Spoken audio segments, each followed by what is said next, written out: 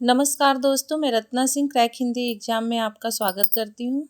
दोस्तों आज हम जैसे कि हम हिंदी साहित्य का इतिहास आचार्य रामचंद्र शुक्ल की सीरीज पढ़ रहे हैं।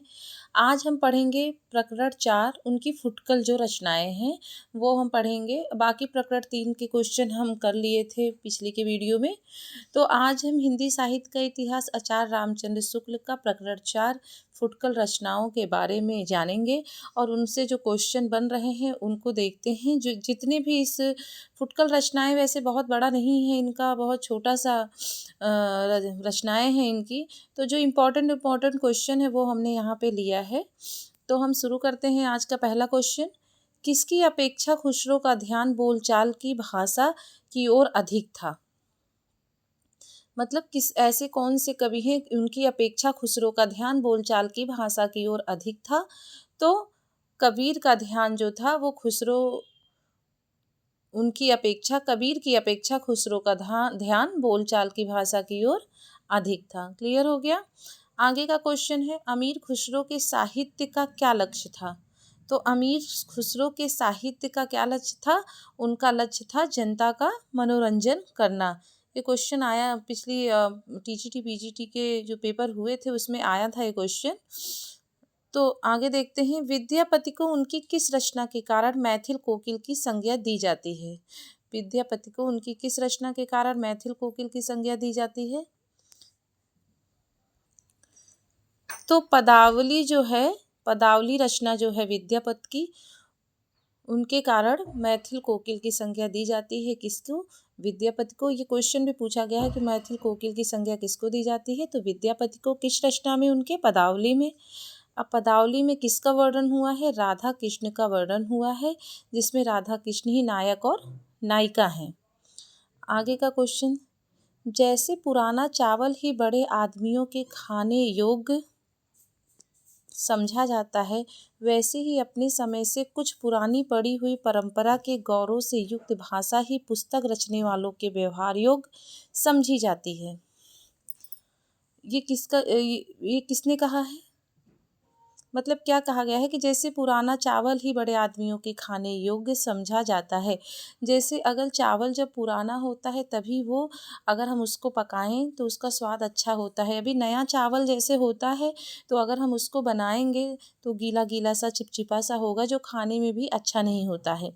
लेकिन जैसे ही चावल अगर हम 1-2 महीने रखते हैं और जैसे जैसे वो पुराना होता है, अगर हम उसको बनाते हैं तो उसका स्वाद भी बढ़ जाता है और वो खाने में भी अच्छा होता है। उसी तरह जो साहित्य होती है वो भी जो पुरानी साहित्य परंपरा होती है वही ही व्यवहार योग्य समझी जाती है। तो यही उन्होंने बताया है कि जैसे पुराना चावल ही बड़े आदमियों के खाने योग्य समझा जाता है, वैसे ही अपने समय से कुछ पुरानी पड़ी हुई परंपरा, जो हमारे पहले की परंपराएं हैं, रीत रिवाज हैं, वही व्यवहार योग्य समझी जाती हैं। जो भाषा है वही व्यवहार योग्य समझी जाती है। किसने कहा था? आचार्य रामचंद्र शुक्ल ने कहा था। आगे का क्वेश्चन है, इन्होंने अपने पदों की रचना श्रृंगार काव्य की दृष्टि से की है। किसने की है? भक्त कवि के रूप में नहीं। आचार्य शुक्ल का यह कथन किसके संदर्भ में है? तो शुक्ल जी के अनुसार कहा गया है कि इन्होंने अपने पदों की रचना श्रृंगार काव्य की दृष्टि से की है, भक्ति कवि के रूप में नहीं। यह कथन शुक्ल जी ने किसके संदर्भ में कहा है? तो यह कथन शुक्ल जी ने विद्यापति के संदर्भ में कहा है। अब इनकी भाषाएं, जो इनके पदों की रचना है, उसमें किसकी प्रधानता होती है विद्यापति की? तो उसमें श्रृंगार रस की प्रधानता होती है। आगे का क्वेश्चन है, विद्यापति शैव परंपरा में आते हैं, इन्होंने अपभ्रंश में भी रचनाएं की हैं।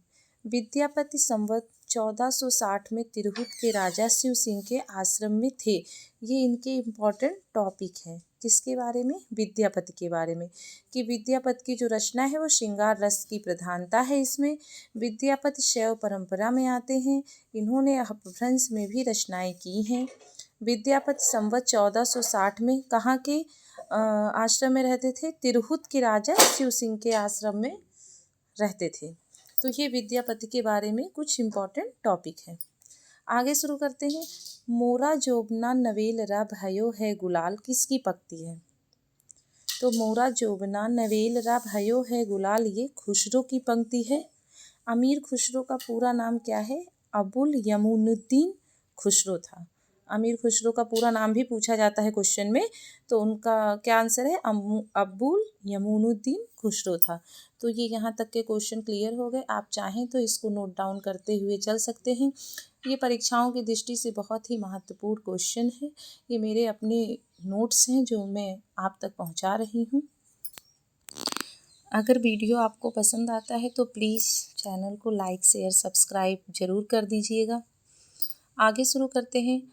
आचार्य शुक्ल के अनुसार वीरगाथा काल का समय कब तक माना जाना चाहिए? तो आचार्य शुक्ल के अनुसार वीरगाथा काल का समय महाराजा हम्मीर के समय तक माना जाना चाहिए। कब तक? महाराजा हम्मीर के समय तक। आगे का क्वेश्चन, आचार्य शुक्ल के अनुसार खुसरो की मृत्यु का समय क्या है? तो आचार्य शुक्ल के अनुसार खुसरो की मृत्यु का समय संवत 1389 है। खुसरो की भाषा ठेठ कड़ी बोली बोलचाल की भाषा है। किसकी भाषा? खुसरो की। देखिए इंपॉर्टेंट टॉपिक देख लेते हैं खुसरो में कि खुसरो की भाषा कौन सी है? ठेठ खड़ी बोली बोलचाल की भाषा है। ब्रज या मुख जो प्रचलित काव्य भाषा है। संवत 1389 इनकी मृत्यु का समय है। ये 2-3 टॉपिक जो इम्पोर्टेंट है वो मैंने आपको यहाँ पे लिखा दिया है, जिसको आप नोट डाउन करते हुए चलिए। आगे का क्वेश्चन है, विद्यापति की पदावली किसकी रचना से प्रभावित है? तो विद्यापति की जो पदावली है वो जयदेव की रचना से प्रभावित है। किसकी रचना से? जयदेव की रचना से। आगे का क्वेश्चन है, विद्यापति के पदों में किस रस की प्रधानता है? अभी हमने जैसे पहले पढ़ा था विद्यापति के बारे में, तो यहाँ भी ये क्वेश्चन है कि विद्यापति के पदों में किस रचना की प्रधानता है? तो विद्यापति के पदों में श्रृंगार रस की प्रधानता है। आगे का क्वेश्चन, कनक कदली पर सिंह समारल ता पर मेरु समाने, किसकी पंक्ति है? तो कनक कदली पर सिंह समारल ता पर मेरु समाने, ये किसकी पंक्ति है? ये विद्यापति की पंक्ति है। ये बहुत इंपॉर्टेंट 2-3 पंक्तियां हैं जो विद्यापति की हैं, जो पेपर में हर बार पूछे ही जाते हैं और कई बार पेपर में आए हैं, तो इसको आप नोट डाउन करते हुए चलिए। तो क्लियर हुआ, कनक कदली पर सिंह समारल ता पर मेरु समाने किसकी पंक्ति है? विद्यापति की। आगे का क्वेश्चन, आध बदन सस बिहसी दिखावल आध पिहिल निज बाहूं, ये पंक्तियां किसकी हैं? ये पंक्तियां विद्यापति की हैं। आगे का क्वेश्चन, विद्यापति के द्वारा भगवान शिव की आराधना में रचित पद क्या कहलाता है? तो विद्यापति के द्वारा भगवान शिव की आराधना में रचित पद को क्या कहते हैं? नचारी कहते हैं। इम्पॉर्टेंट है, नोट डाउन करिएगा। जैसे हमने एक क्वेश्चन ये भी आपको कराया था, जो ये कथन किसके अनुसार है, ये बहुत मोस्ट इम्पॉर्टेंट है। इसको आप ज़रूर नोट डाउन करिएगा क्योंकि ये पेपर में आएंगे, 100% आएंगे आपके, तो इसको नोट डाउन करते हुए चलिएगा। हमने यहाँ तक पढ़ा था कि विद्यापति के द्वारा भगवान शिव की आराधना में रचित पद क्या कहलाता है? तो नचारी कहलाता है। आगे का क्वेश्चन, खड़ी बोली हिंदी के प्रथम कवि कौन है? तो खड़ी बोली हिंदी के प्रथम कवि अमीर खुसरो जी हैं।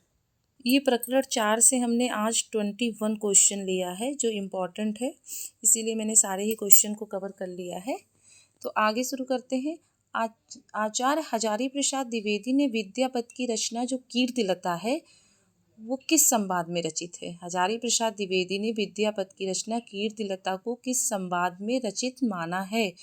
तो विद्यापति की रचना कीर्तिलता को उन्होंने भृग भृंगी संवाद में रचित माना है।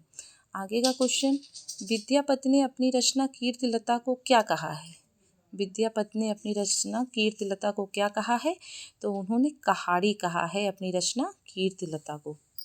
आगे का क्वेश्चन, एक थाल मोती से भरा सबसे सिर पर औंधा धरा, सबके सिर पर औंधा धरा, सबसे सिर पर नहीं होता है, सबके सिर पर औंधा धरा, ये किसकी पंक्ति है? तो एक थाल मोती से भरा सबके सिर पर औंधा धरा या खुसरो की पंक्तियां हैं और पहेलियां इनकी हैं, ये पहेलियों से ली गई है इनकी। आगे का क्वेश्चन, एक नार ने अचरज किया सांप मार पिंजड़े में दिया, ये पंक्ति किसकी है? तो ये भी पंक्ति आपकी खुसरो की है। इंपॉर्टेंट पंक्तियां हैं ये, नोट डाउन करते हुए चलिएगा। आगे का क्वेश्चन, जे हाल मिश्की मुकुंद तंगा फुल दुराए नैना बनाए बतिया किसकी पंक्ति है? ये कई बार आप भी देख रहे होंगे, ये पेपर में ये पंक्तियाँ ज़रूर पूछी गई हैं कि जेहाल मिस्की मकुन तगा फुल दुराए नैना बनाए बतियाँ, किसकी पंक्ति है? तो ये खुसरो की पंक्ति है।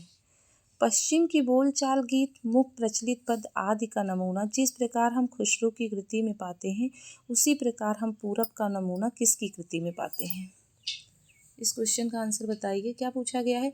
जो पश्चिम के बोलचाल गीत होते हैं वो मुख प्रचलित पद आदि का नमूना जिस प्रकार हम किस में पाते हैं? खुसरो की कृति में पाते हैं। तो खुसरो की कृतियाँ क्या है? पश्चिम की बोलचाल गीत मुख प्रचलित पद आदि का नमूना है।